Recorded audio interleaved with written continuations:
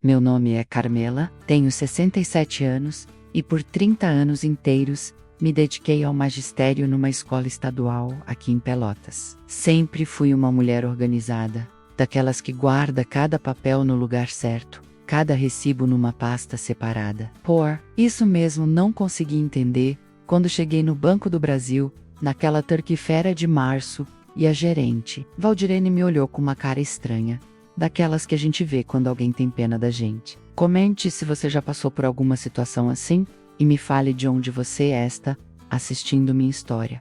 Não se esqueça de me seguir, para me ajudar.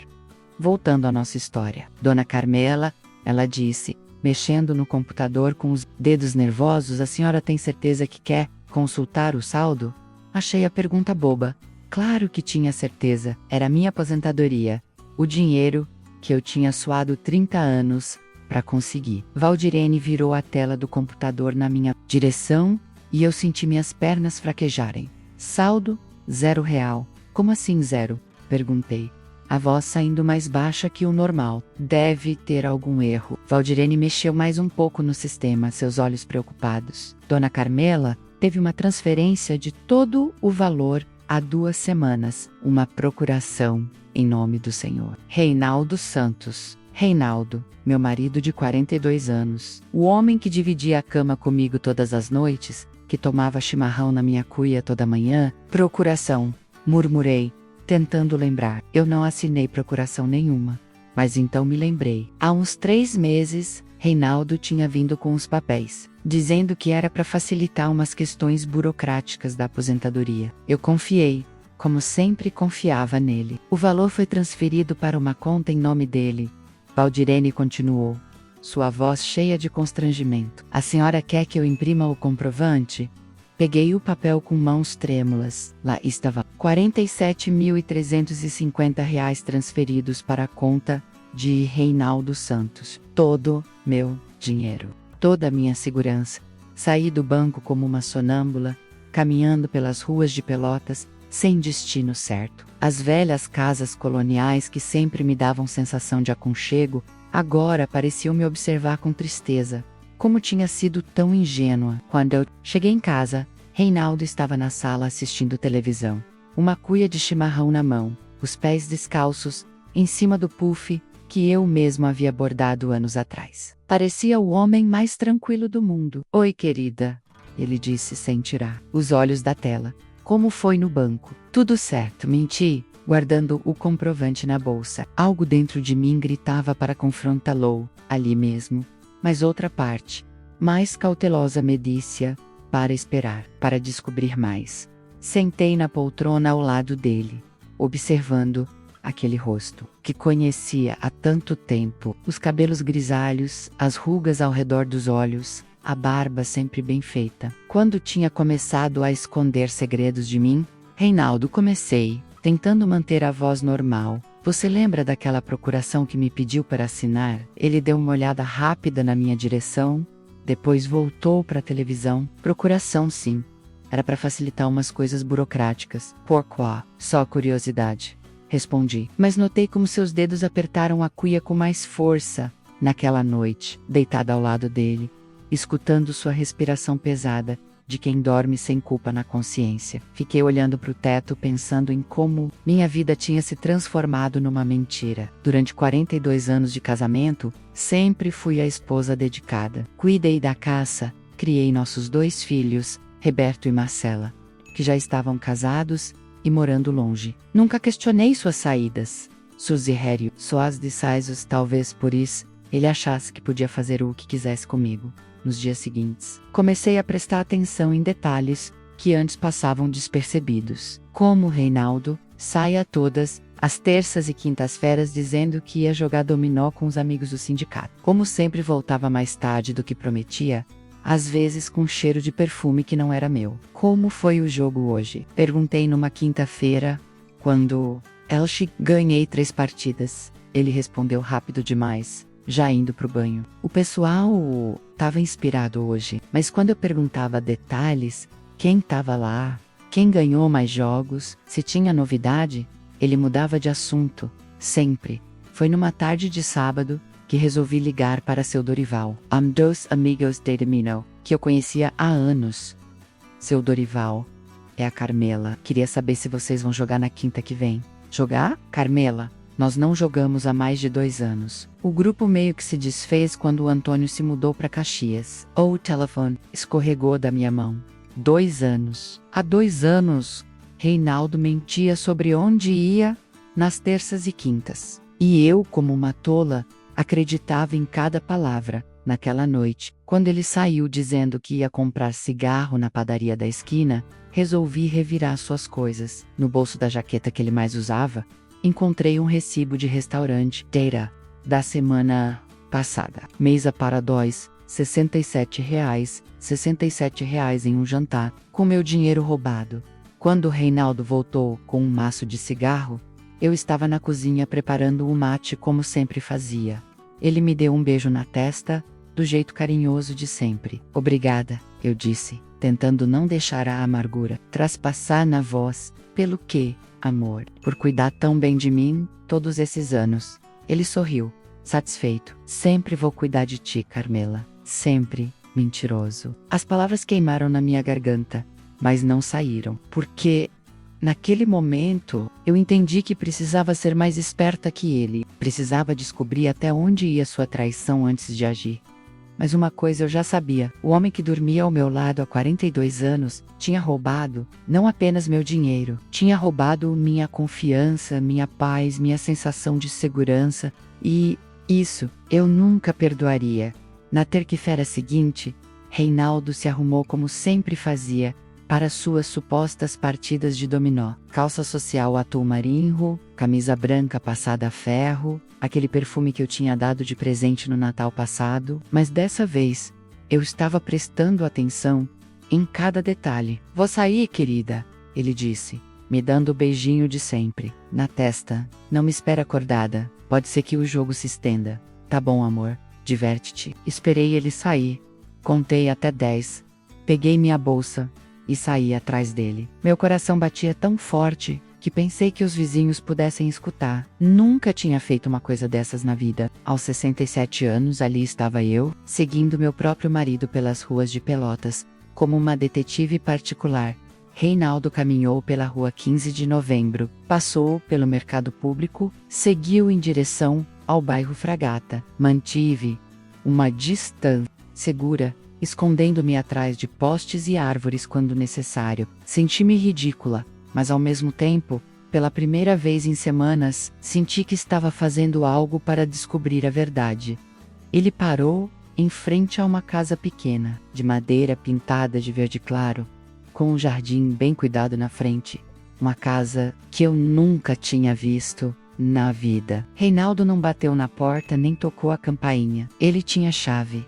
Meu estômago revirou quando vi uma mulher abrindo a porta antes mesmo dele chegar. Uma morena bonita, de uns 35 anos, usando um vestido florido que realçava sua cintura fina. Ela sorriu para ele do jeito que eu não via há anos, aquele sorriso de quem espera alguém especial. E, então, aconteceu o que despedaçou meu coração. Em 1000 pedaços, ela o beijou. Não foi um beijo de amiga, de cumprimento, foi um beijo de quem tem intimidade, de quem divide uma vida. Precisei me apoiar no poste para não cair. 42 anos de casamento. 42 anos, acreditando que éramos um casal feliz, que superamos todas as dificuldades juntos. E ali estava ele, beijando outra mulher na porta de uma casa, que parecia ser muito mais lar para ele do que nossa casa jamais foi. Mas o pior ainda estava por vir.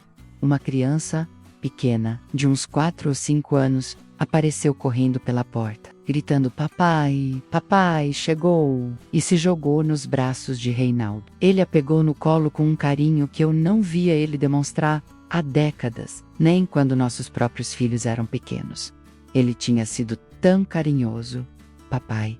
A palavra ecoou na minha cabeça como um sino fúnebre. Reinaldo tinha outro filho, uma outra família, uma vida completamente paralela que eu nunca soube que existia. Fiquei ali parada na calçada, por não sei quanto tempo, vendo aquela cena de felicidade doméstica, através da janela iluminada. Reinaldo estava sentado no sofá com a criança no colo, a mulher trouxe café, Eles conversavam como uma família normal, uma família que não era nossa. Voltei para casa caminhando como uma morta-viva. Cada passo doía, custava um esforço imenso. As ruas conhecidas de Pelotas pareciam estranhas, como se eu estivesse em outra cidade em uma outra vida. Quando cheguei em casa, sentei na cozinha e chorei, como não chorava há anos. Lágrimas de raiva, de tristeza, de humilhação. Como eu tinha sido tão cega? Como não percebi os sinais? Peguei o telefone e liguei para minha vizinha, Dona Neuza, que trabalhava no cartório havia mais de 20 anos. Se alguém podia me ajudar a descobrir mais sobre essa situação, era ela. Neuza, é a Carmela. Preciso de um favor. Mas é meio delicado. Claro, querida. O que foi? Você consegue descobrir se o Reinaldo tem algum outro registro, alguma coisa que eu não saiba? Houve um silêncio do outro lado da linha. Neuza era uma mulher esperta, que entendia as entrelinhas. Deixa comigo, Carmela. Amanhã te dou uma resposta. Na manhã seguinte, quando Reinaldo saiu para trabalhar na oficina mecânica onde era sócio, Neuza apareceu na minha porta com uma cara que eu já conhecia. A mesma cara de pena que Valdirene tinha feito no banco. Carmela, senta aí, que preciso te contar umas coisas. Ela abriu uma pasta com alguns papéis e começou a falar com a voz baixa, como quem conta um segredo doloroso. O Reinaldo tem uma filha registrada no nome dele, Isabela Santos, 5 anos. A mãe é Jéssica Oliveira, 34 anos. Trabalha numa loja de roupas no centro. Isso significava que quando Jéssica engravidou, eu e Reinaldo estávamos comemorando nossos 37 anos de casamento. Eu tinha feito uma festa, convidado a família toda, feito um bolo de chocolate que ele adorava. Tem mais, Neuza continuou, hesitante. Ele transferiu a escritura da casa para o nome dele há 3 meses. Usou a procuração que você assinou. Minha casa, a casa onde criei meus filhos, onde vivi mais da metade da minha vida, onde cada canto guardava uma memória nossa, agora era só dele. E tem uma coisa ainda pior, Carmela. Neuza pegou outro papel. Ele esteve no cartório semana passada, perguntando sobre os procedimentos para internar alguém numa casa de repouso por incapacidade mental. O mundo girou ao meu redor. Incapacidade mental? Ele disse que a esposa estava perdendo a cabeça, que não conseguia mais cuidar de si mesma. Perguntou se era difícil conseguir a documentação. Agora eu entendia o plano completo. Reinaldo não queria apenas meu dinheiro e minha casa. Ele queria me tirar completamente do caminho para poder viver sua vida paralela, sem constrangimentos. Me internar num asilo, alegando que eu estava doente, e ficar livre para assumir publicamente Jéssica e Isabela. Neuza, você tem certeza disso? Absoluta. O Jairo, que trabalha comigo, ouviu toda a conversa. O Reinaldo até já escolheu o lugar. Aquele asilo barato lá nos 3 Vendas, Land do Tudo, Crossvend, um bairro afastado, onde eu ficaria isolada de todos que conhecia, onde ninguém saberia que ainda era lúcida, que ainda era capaz de cuidar de mim mesma.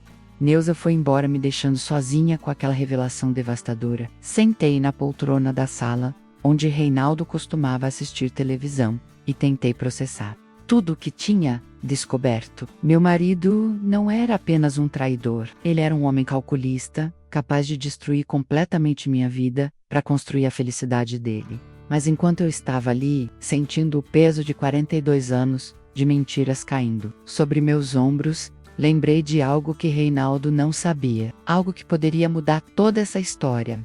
Há 20 anos, quando minha tia Edilce morreu, ela me deixou uma herança que eu nunca contei para ninguém, nem para Reinaldo, nem para os filhos. 2 milhões de reais que estavam guardados numa conta secreta, esperando uma emergência. Sempre pensei que essa emergência seria uma doença grave ou algum problema com os filhos. Nunca imaginei que seria descobrir que meu marido planejava me roubar, me trair e me internar para ficar livre para viver com sua segunda família.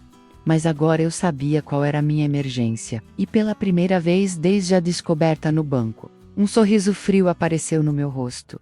Reinaldo Santos tinha subestimado completamente a mulher com quem se casou, e estava na hora de ele aprender quem realmente era Carmela Pereira Santos. Passei a madrugada inteira acordada planejando cada movimento. Às 5 da manhã, quando o sol ainda nem tinha nascido, já estava na cozinha escrevendo uma carta. Não qualquer carta, menos a carta que encerraria 42 anos de mentiras e começaria minha nova vida. Reinaldo, comecei a escrever com a letra cuidadosa que desenvolvi em 3 décadas de magistério. Quando você lê isso, eu já vou estar longe. Sei de tudo, da Jéssica, da Isabela, do meu dinheiro roubado, da casa transferida e dos seus planos de me internar. Você achou que estava lidando com uma velha inútil, mas se esqueceu de uma coisa.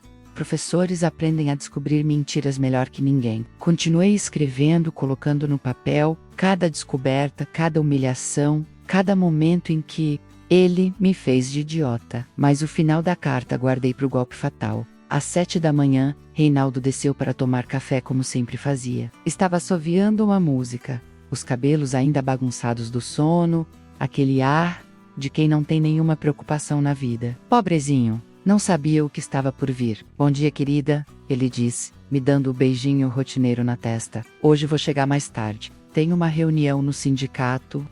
Mais uma mentira para disfarçar o encontro com Jéssica e Isabela. Reinaldo, falei com uma calma que nem eu sabia que tinha. Senta aí. Preciso conversar contigo. Ela olhou para mim com uma cara estranha, mas sento. Peguei os papéis que estava escondendo debaixo do pano de prato e coloquei bem na frente dele. O comprovante da transferência da minha aposentadoria, as fotos que tirei da casa da Jéssica no dia anterior e, por último, os documentos sobre a consulta dele no cartório para me internar. Vi a cor sumir do rosto dele. Carmela, eu posso explicar. Explicar o quê? Perguntei, ainda com aquela voz calma que estava me assustando. Que você roubou minha aposentadoria para sustentar sua amante e sua filha? Que transferiu nossa casa para seu nome para me deixar sem nada? Ou que está planejando me internar num asilo para poder viver sua vida dupla em paz? Reinaldo começou a gaguejar, tentando inventar desculpas furadas. Que a Jéssica era só uma amiga que estava passando dificuldades. Que a menina não era Philadelphia. Que os papéis do asilo eram só uma precaução caso eu ficasse doente. Para com isso, Reinaldo, cortei 42 anos de casamento e você ainda acha que sou idiota? Ele mudou de estratégia, tentando fazer papel de vítima. Disse que se sentiu sozinho, que eu estava muito focada na aposentadoria e não dava atenção para ele com a Jéssica. O entendia de um jeito que eu não entendia. Entendi, falei levantando da mesa. Então a culpa é minha. Não é bem assim, Carmela. É que não precisa terminar. Fui até o quarto, peguei a mala que já estava pronta, desde a madrugada, e voltei para a cozinha. Reinaldo estava com a cabeça entre as mãos, finalmente entendendo que tinha perdido o controle da situação. Para onde você vai? Ele perguntou, uma pontinha de desespero na voz. Isso não é mais problema teu, respondi, colocando a carta que escrevi na mão dele. Lê isso quando eu sair. E Reinaldo? Ele levantou os olhos vermelhos para mim. Você achou que estava lidando com uma velha boba que ia aceitar tudo calada, mas se esqueceu de uma coisa muito importante. O quê? Sorri pela primeira vez em semanas. Professores não são bobos. A gente só observa, aprende e espera o momento certo para aplicar a lição. Saí de casa sem olhar para trás, carregando apenas uma mala com minhas roupas e minha bolsa com os documentos importantes. A primeira parada foi o Banco do Brasil, onde Valdirene me recebeu com a mesma cara de pena de sempre. Dona Carmela, como posso ajudá-la hoje? Quero abrir uma conta nova, Valdirene. É seu nome e o nome, e quero transferir um dinheiro de outra conta. Quando mencionei o valor, 2 milhões de reais, os olhos de Valdirene quase saltaram das órbitas. 2 milhões, isso mesmo. É uma herança da minha tia Dilce, que guardei para emergências. E hoje descobri qual era a minha emergência.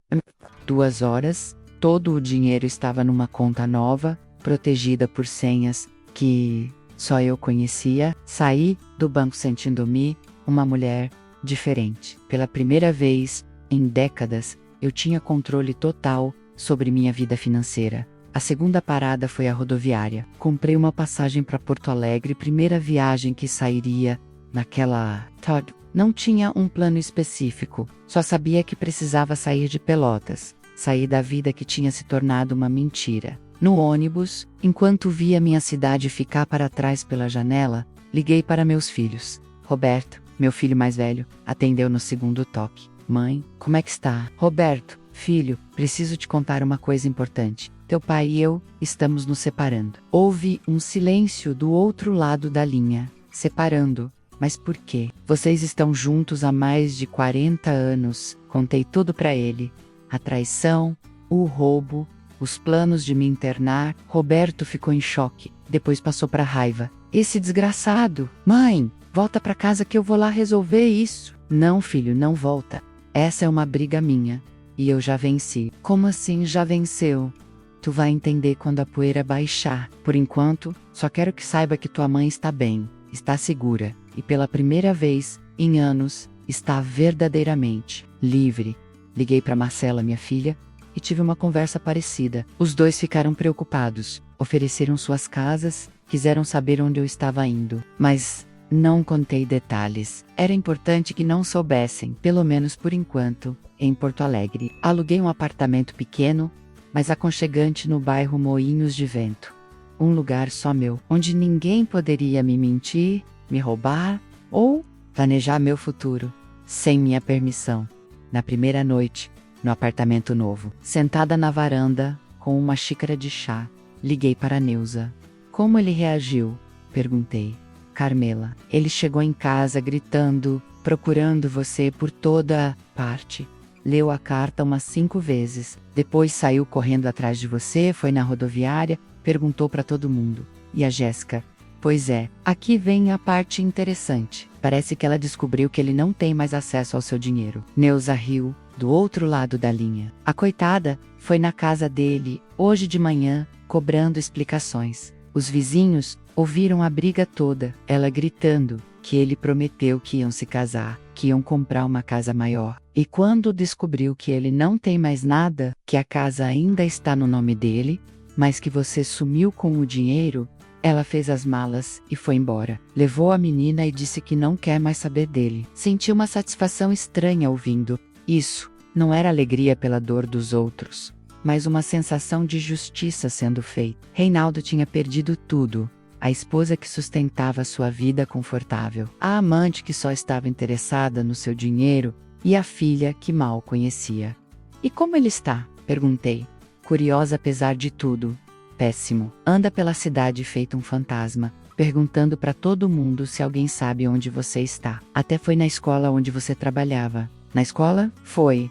Conversou com a diretora, disse que você está doente, que precisa te encontrar, mas a Valdit, que sempre foi tua amiga, mandou ele se virar sozinho. 3 semanas depois de ter saído de Pelotas, acordei numa manhã ensolarada em Porto Alegre, com uma sensação que não tinha há anos. Paz, estava tomando café na varanda, quando o telefone tocou. Era Neuza de novo. Carmela, preciso te contar uma coisa. O Reinaldo tá querendo vender a casa. Vender? Ele está desesperado, atrás de dinheiro. Parece que a Jéssica deixou umas dívidas para ele pagar. E ele não tem mais renda fixa desde que você foi embora. Claro, Reinaldo sempre dependeu do meu salário de professora e depois da minha aposentadoria para manter o padrão de vida dele. Sem meu dinheiro, ele estava descobrindo como era difícil se sustentar sozinho. Mas tem um problema. Neuza continuou. A casa ainda está no nome dos dois. Ele precisa da sua assinatura para vender. Agora eu entendi por que ele estava tão desesperado para me encontrar. Sem minha assinatura, ele estava preso com uma casa que não podia vender e contas que não podia pagar. Neuza, você acha que ele aprendeu a lição? Acho que sim, querida. Ontem ele estava no mercado e esbarrou comigo. Estava magro, com cara de quem não dorme há semanas. Perguntou se eu sabia alguma coisa de você. Disse que queria te pedir perdão. Perdão, depois de 42 anos de mentiras, de roubar minha aposentadoria, de planejar me internar, ele queria perdão. E você sabe o que eu falei pra ele? Carmela, o quê? Falei que algumas coisas na vida não têm perdão. E que às vezes, quando a gente machuca alguém muito profundo, a única coisa que resta é viver com as consequências. Desliguei o telefone e fiquei ali na varanda, pensando em tudo que tinha acontecido. 1 mês atrás, eu era uma mulher traída, roubada, humilhada, que estava sendo preparada para ser descartada como um objeto velho. Hoje, eu era uma mulher livre, independente, dona do próprio destino. E Reinaldo estava aprendendo que ações têm consequências, que não se brinca com uma mulher que dedicou 30 anos da vida a ensinar lições para outras pessoas. A lição mais importante de todas, ele estava aprendendo agora. Respeito não se conquista com mentiras, se conquista com verdade. E, uma vez perdido, às vezes nunca mais volta. 6 meses depois de ter deixado Pelotas, minha nova vida em Porto Alegre tinha tomado uma forma que eu jamais imaginei possível. Acordava quando queria, tomava café na varanda, vendo o movimento da rua. Lia os livros que nunca tive tempo de ler durante os anos de casamento. Pela primeira vez em décadas, meu tempo era só meu. Foi numa manhã de setembro, enquanto regava as violetas que plantei na jardineira da varanda, que Roberto me ligou com uma voz preocupada. Mãe, preciso te contar uma coisa sobre o pai. Meu coração deu um pulo. Mesmo depois de tudo que Reinaldo me fez, ele ainda era o pai dos meus filhos. E uma parte de mim ainda se preocupava. O que aconteceu, filho? Ele está mal, mãe, muito mal. Perdeu muito peso. Anda desarrumado. A casa está um caos. Os vizinhos estão comentando que ele não paga as contas há meses. Não disse nada, esperando Roberto continuar. Ontem, ele me ligou chorando, mãe. Chorando mesmo. Disse que cometeu o maior erro da vida dele. Que não consegue dormir pensando no que fez contigo. Está implorando para saber onde você está. E você contou? Claro que não. Você me pediu para não contar.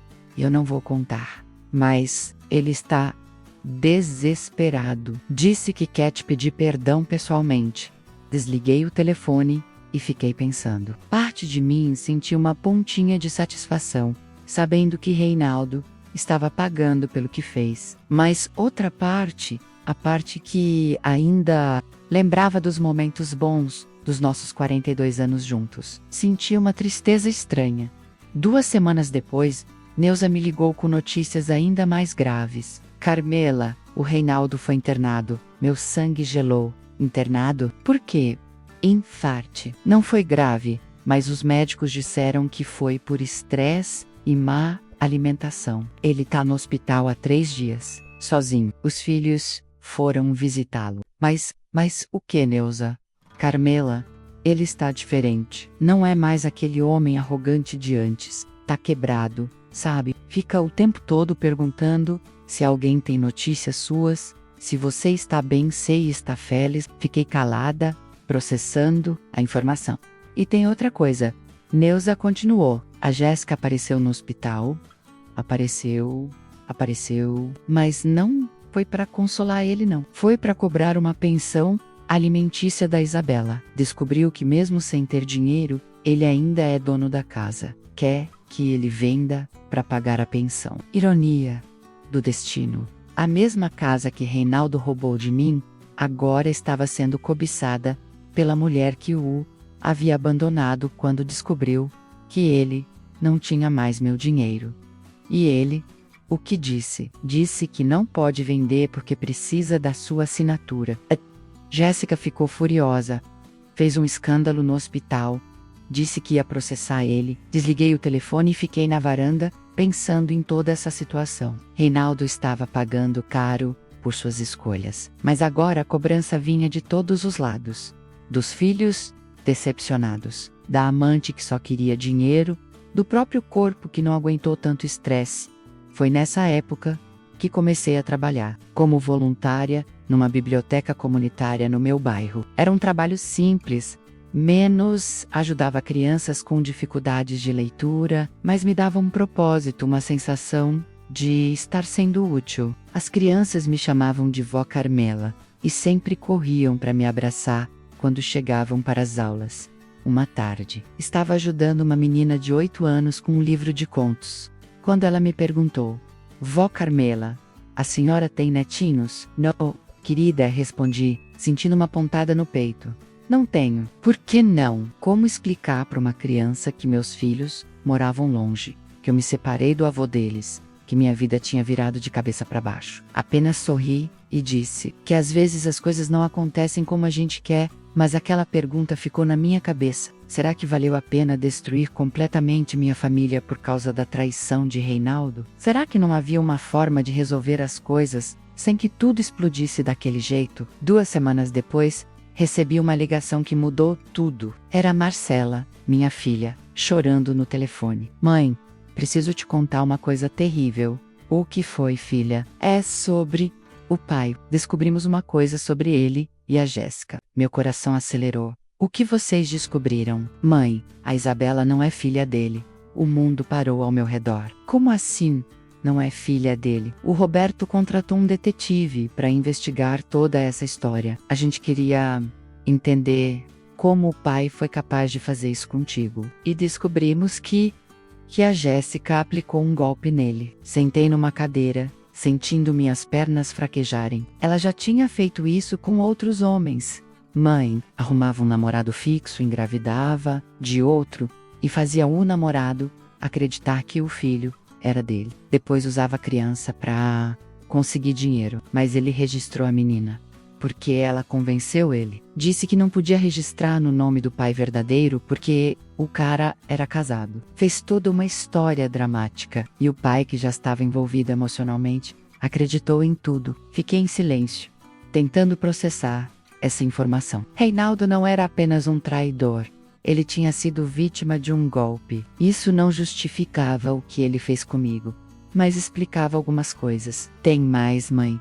Marcela continuou. A Jéssica sumiu com a menina há 2 semanas. Descobriu que o pai está falido e desapareceu. Nem a pensão alimentícia ela conseguiu. E como está seu pai? Destruído? Quando descobriu que foi enganado, que a Isabela não era filha dele, que foi usado o tempo todo. Mãe, ele chorou na minha frente como uma criança. Disse que perdeu tudo por uma ilusão, que destruiu a família inteira por uma mentira. Naquela noite, não consegui dormir. Fiquei na varanda olhando as estrelas, pensando em toda essa reviravolta. Reinaldo tinha me traído, tinha roubado meu dinheiro, tinha planejado me internar. Isso era inegável e imperdoável. Mas descobri que ele também tinha sido vítima de um golpe. Mudava um pouco a perspectiva das coisas. Não mudava o que ele fez comigo, mas explicava como um homem que eu conhecia há tanto tempo tinha sido capaz de atitudes tão cruéis. Uma semana depois, Roberto me ligou com a voz embargada. Mãe, o pai quer te escrever uma carta. Não para pedir perdão, não para te convencer a voltar, só para se explicar, para você entender o que realmente aconteceu. Roberto, eu sei, mãe, sei que ele não merece, mas ele está tão mal. Os médicos disseram que se ele não se acalmar, pode ter outro infarte, mais grave dessa vez. Fiquei alguns dias pensando. Parte de mim não queria saber de mais nada relacionado a Reinaldo. Queria continuar minha vida nova, em paz, sem revolver o passado. Mas outra parte, talvez a professora que sempre quis entender as motivações por trás dos comportamentos, tinha curiosidade de saber sua versão da história. Tá bom, falei finalmente para Roberto. Ele pode escrever, mas só uma carta. E eu não garanto que vou responder. Obrigado, mãe. Vai fazer bem para ele poder, ao menos, se explicar. A carta chegou uma semana depois. 12 páginas escritas à mão, com a letra trêmula de quem está emocionalmente abalado. Sentei na varanda numa tarde de outubro, com uma xícara de chá, e comecei a ler. Carmela, começava a carta. Sei que não tenho o direito de te escrever, muito menos de esperar que você leia isto, mas preciso que você saiba a verdade completa, mesmo que isso não mude nada entre nós. Ela contava como conheceu Jéssica na loja onde ela trabalhava, quando foi comprar um presente de aniversário para mim. Como ela foi simpática, como começaram a conversar, como ela parecia interessada nos problemas dele. Ela me fez acreditar que você não me amava mais, escrevia ele. Dizia que eu merecia ser feliz, que 40 anos de casamento era tempo demais para um homem ficar com a mesma mulher. Eu era um idiota, Carmela, um idiota velho e carente que caiu na lábia de uma golpista. A carta continuava explicando como Jéssica manipulou cada situação, como sugeriu que ele pegasse dinheiro emprestado da minha conta para ajudá-la com despesas médicas. Como convenceu ele de que eu nunca descobriria. Como plantou na cabeça dele a ideia de me internar, dizendo que mulheres da minha idade às vezes perdiam a capacidade de compreender certas situações. Quando descobri que a Isabela não era minha filha, que tudo foi um golpe elaborado, entendi que não fui apenas um marido infiel, fui um idiota completo, que destruiu 42 anos de casamento por uma farsa. A carta terminava não com pedido de perdão, mas com algo que me tocou mais fundo. Não te peço para me perdoar, Carmela. Não te peço para voltar. Só quero que saiba que você foi a única coisa real na minha vida. E que perder você foi o preço mais alto que já paguei por qualquer erro. Espero que você seja feliz. Onde quer que esteja, você merece toda a felicidade do mundo. E eu mereço viver com o peso do que fiz para sempre. Terminei de ler a carta com lágrimas nos olhos. Não era pena de Reinaldo. Era uma tristeza profunda pelo desperdício que tinha sido nosso casamento. 42 anos de vida em comum, destruídos por ganância, carência e manipulação. Naquela noite, liguei para Marcela. Filha, como está seu pai agora? Melhor, mãe. Desde que escreveu a carta para você, está mais calmo. Voltou a comer direito, está cuidando da casa, arrumou um emprego numa oficina menor. Está tentando recomeçar e a casa continua sem conseguir vender porque precisa da sua assinatura. Mas ele não fala mais nisso. Diz que se você quiser ficar com a casa, ele sai e pronto. Feito é. Pensando por alguns dias, a casa de Pelotas não significava mais nada para mim. Menos. Era só um imóvel cheio de memórias que eu preferia esquecer. Mas para Reinaldo, talvez fosse a única coisa que restava da vida anterior. E foi então que tive uma ideia, uma forma de encerrar definitivamente aquele capítulo da minha vida, mas de uma maneira que não deixasse ninguém na miséria total. Uma última lição que a professora Carmela ia dar para seu ex-marido, depois de ler a carta de Reinaldo. Passei 2 semanas planejando cuidadosamente o que seria meu último movimento nessa história. Não era sobre perdão. Menos algumas feridas são profundas demais para cicatrizar completamente. Era sobre encerramento, sobre ensinar uma última lição, que ficaria gravada para sempre.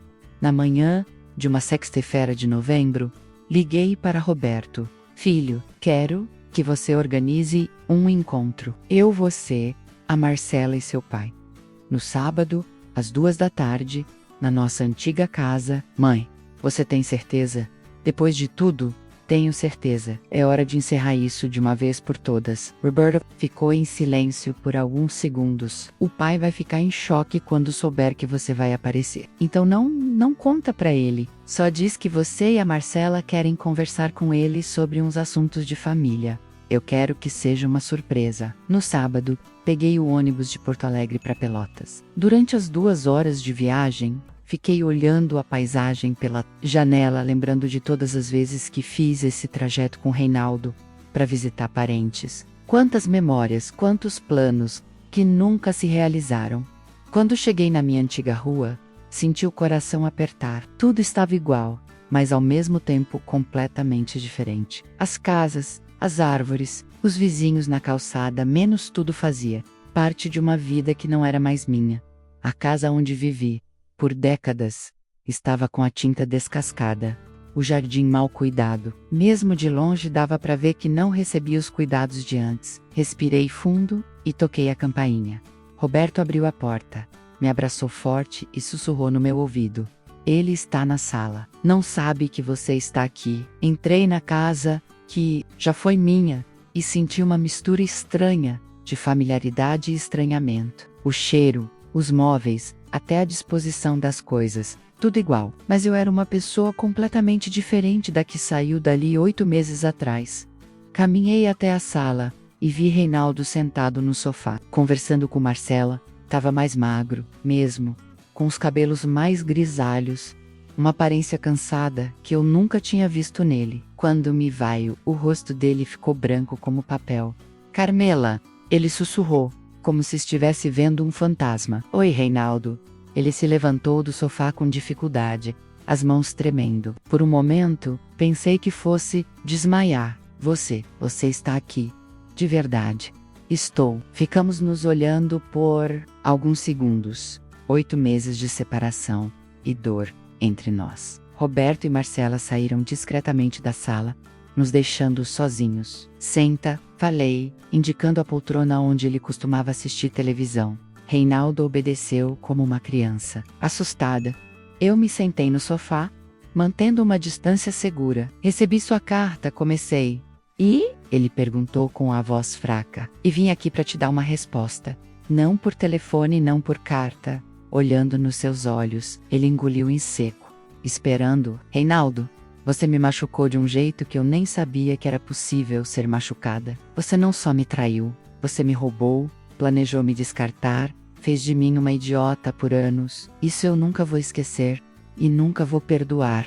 Completamente. Vi lágrimas começarem a escorrer pelo rosto dele. Mas, continuei, também entendi que você foi enganado por uma golpista. Isso não justifica nada do que fez comigo, mas explica como um homem que eu conhecia há tanto tempo foi capaz de tanta crueldade. Carmela, deixa eu terminar. Peguei uma pasta que trouxe na bolsa e tirei alguns papéis. Vim aqui resolver 2 coisas. Primeira, a casa. Reinaldo me olhou sem entender. Você precisa da minha assinatura para vender a casa, né? Pois eu vou assinar, mas com uma condição. Qualquer condição, Carmela. Qualquer uma. A casa vai ser vendida sim, mas o dinheiro não vai ser todo para você. Coloquei os papéis na mesinha de centro. Já conversei com um corretor. A casa vale uns 280 mil reais. Desse valor, 140 mil vão ser seus, para você recomeçar sua vida, pagar suas dívidas e ter um dinheiro guardado para emergências. E os outros, 140 mil, vão ser divididos meio a meio entre o Roberto e a Marcela, como uma herança antecipada. Minha para eles. Reinaldo ficou em silêncio processando. Você concorda? Perguntei. Concordo. É mais do que eu mereço. Segunda coisa, continuei, pegando outro documento. Quero que você assine isso aqui. O que é? É um documento onde você renuncia a qualquer direito sobre minha aposentadoria, sobre qualquer bem que eu possa ter, e onde se compromete a nunca mais me procurar, me incomodar ou tentar qualquer contato comigo. Ele leu o documento com atenção. E se eu assinar isso, nunca mais vou poder te ver, nunca mais. Nem se eu ficar doente, nem se... Nunca mais, Reinaldo. Você fez sua escolha há anos atrás quando decidiu me trair e me roubar. Agora eu estou fazendo a minha... Ele ficou em silêncio por um longo tempo, olhando para o documento. Posso fazer uma pergunta? Ele disse finalmente. Pode. Você é feliz agora? Longe de mim? Olhei nos olhos dele, aqueles olhos que conheci há tantos anos, e respondi com toda a honestidade que tinha.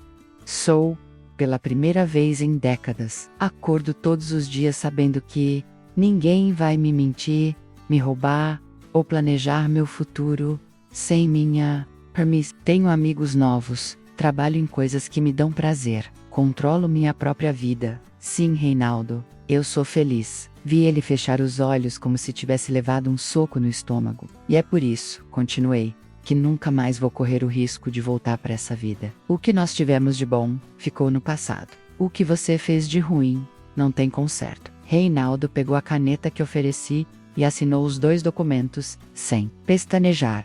Pronto, ele disse. Agora você está livre de mim, para sempre. Nós 2 estamos livres um do outro. Corrigi. Guardei os papéis na pasta e me levantei. Carmela, ele chamou quando eu já estava na porta da sala. O quê?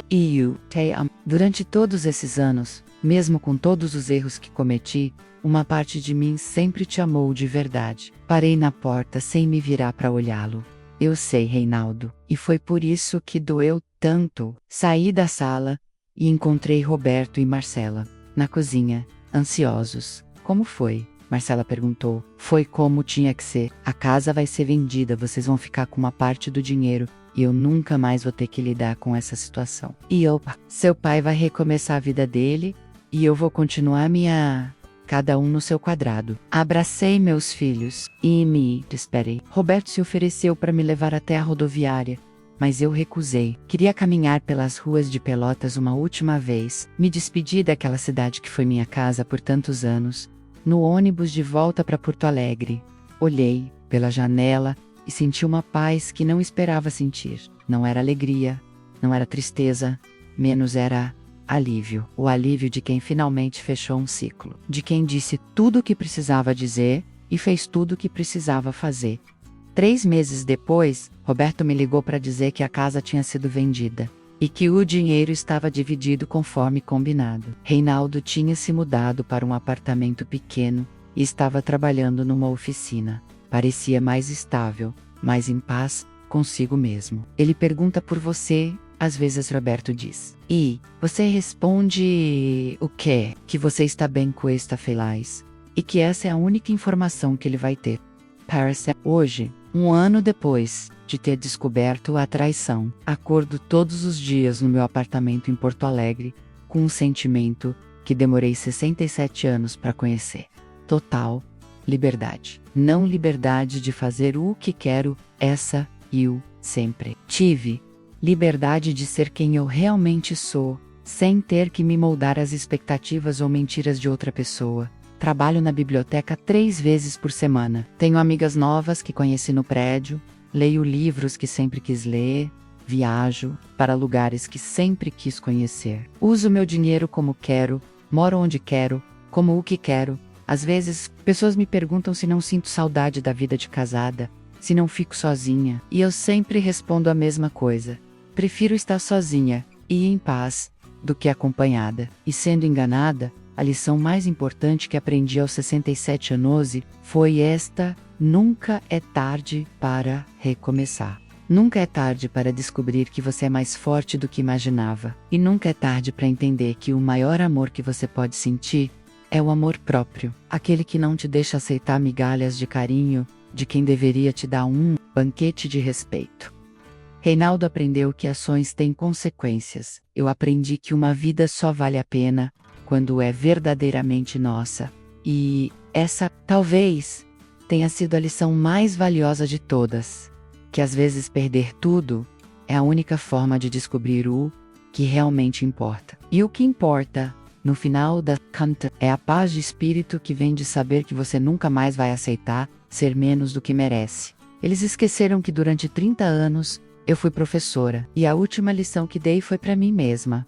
O valor de uma mulher não se mede pelo tempo que ela aguentou ser desrespeitada, mas pela coragem que teve para dizer chega quando descobriu seu próprio valor.